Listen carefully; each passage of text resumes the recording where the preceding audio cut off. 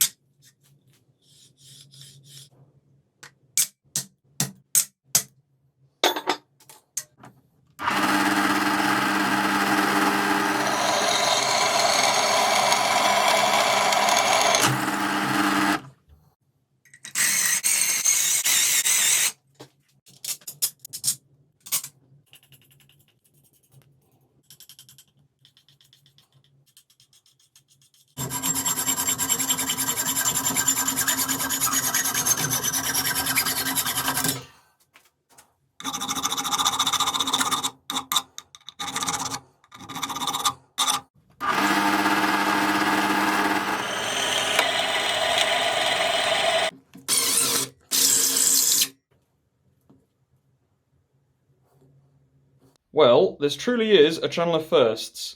Now, I have snapped many a tap whilst trying to thread a hole. However, I have never before snapped a tap wrench. That's a new one on me.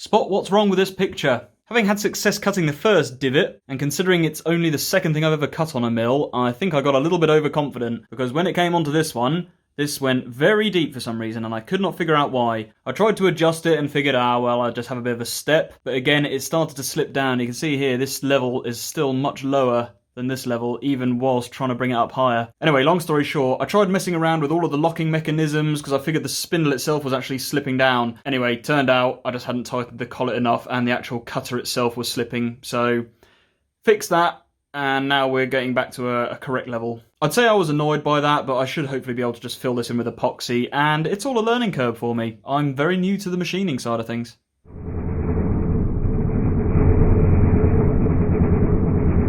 Well, besides the one mistake just here that I mentioned earlier, this thing is now all done, and I've got to admit, I'm pretty pleased with it. I was only eyeballing this, as it doesn't need to be totally precise, and yeah, I'm sure there's a lot of machinists who are going to be looking at this thing and saying it looks like a piece of garbage, but for me and my level, I'm happy with it. So, magnets. Well, just to add insult to injury, whilst I was putting the magnets in, they're so strong that this one slipped out onto the magnet, and just the force of it clunking down was enough to shear it in two. But look at this, I never realised this. I assumed when I put them back in they would stick together, but instead the two halves repel each other. So that's going to be a pain. I'm going to have to clamp that, I think, before I epoxy it.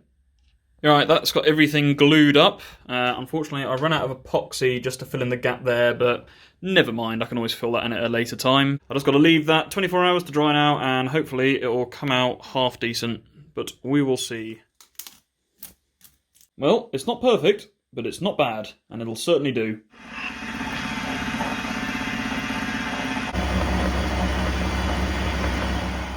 Right guys, what can I tell you? What I have learned is machining is not something you can do half-assed. Now on the vise here you can see it's got the angle indicated at 0, meaning that the actual vise jaws are parallel with the bench. Now Muggins here, being lazy, assumed that because it was on 0, that meant this thing was straight, and I never actually tested it. However, as you can see with my workpiece, when I machined the bottom half, it was square, and then when I flipped it over, this side was also square, but they sort of slant against each other, and it goes all the way down and narrows towards the other end, as you can see.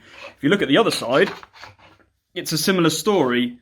Both sides are square, it just offsits slightly. I tried to straighten this one up. I've got two choices. I either sort out the vise on the mill and keep going with this thing. However, I'm going to have to thin it down a lot, and I'm worried that if I keep thinning it down, the holes I've drilled are going to be too close to the outside. So that's not really an option. So basically, I either scrap this and start again, or I just make do with it being imperfect. And I think, given the fact that I don't have any more magnets, and it won't really matter in the grand scheme, as for a magnetic chuck for the surface grinder, it will still work absolutely fine. And again, I think I just have to chalk this one up to lack of experience and more practice required. Like I say, machining is not something to be tried lazily. If you want to see a true scale of the problem, using this dial indicator, this arrow should stay on 0 if it meant this thing is level along its travel.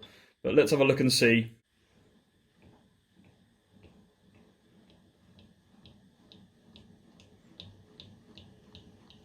I cannot even begin to describe how amateurish that is. Wow. What's even more frustrating is that took all of a minute and a half to put right. Look at that. Ridiculous. All it took was for that dial to be half a degree out of sync. But half a degree makes one hell of a difference. So lesson learned. Well guys, I decided to risk it in the end, and I got pretty close. It is by no means perfect, but compared to where it was, it is night and day different. You can see there's still a couple of tiny little steps, but overall, that's a massive improvement. So yeah, that'll do. We'll get away with that.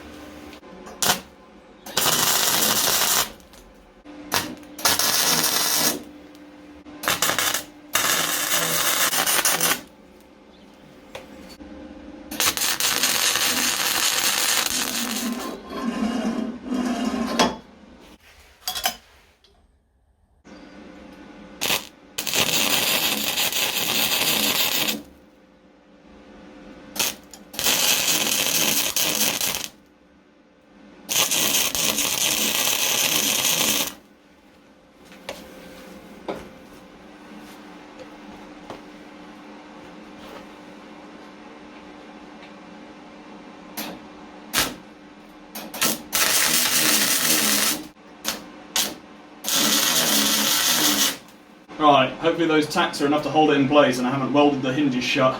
This jig took a long time to get in place with the clamps. Hey, success. And the idea, once I've got this welded a bit more securely in place, is that when I'm not using the surface grinder, it will be stored more or less under the counter besides a little bit of stick out here, but overall, it's not in the way. So let's just put a few more welds in here just to make sure it's secure, because I don't trust them tacks.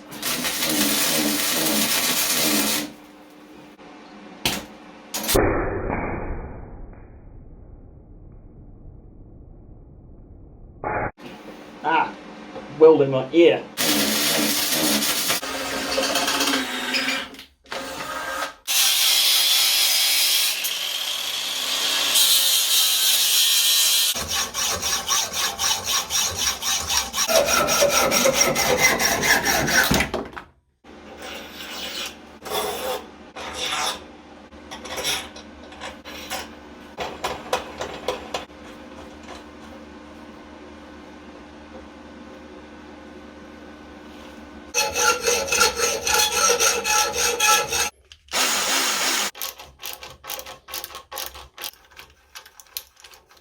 So a couple of quick things on this. You might have seen I added a spacer in here. That was just to stop the actual sharp corners of this bar getting stuck on the threads. I did also have a spacer between this wheel and the washers here, this one, but for some reason that was getting snagged as well, and now it seems to be working much better. And lastly, I don't think I'm going to bother with these two. I guess it's always good to have a fail-safe if in the future these fail, but this is more than secure.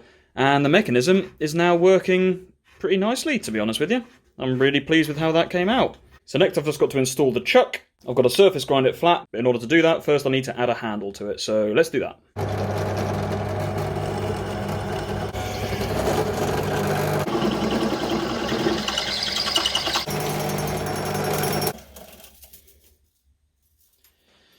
Well, seeing as I no longer have a tapping wrench, this will have to do.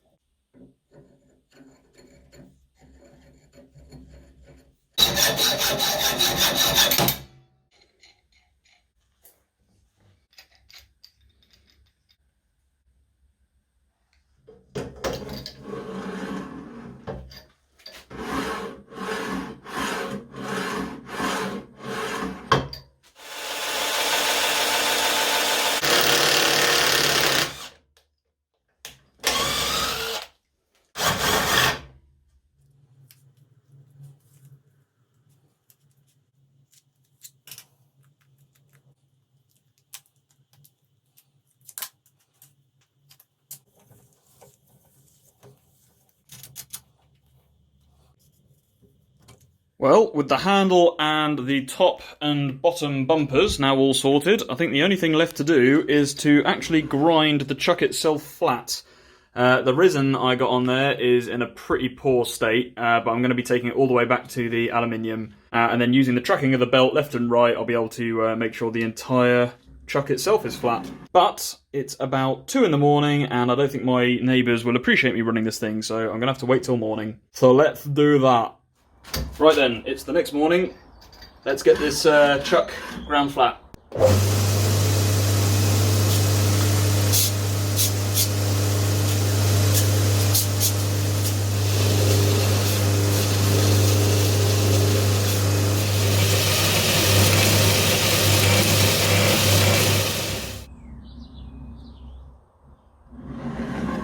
Right, let's give this thing an actual test, I suppose. Oh, this bit always scares me.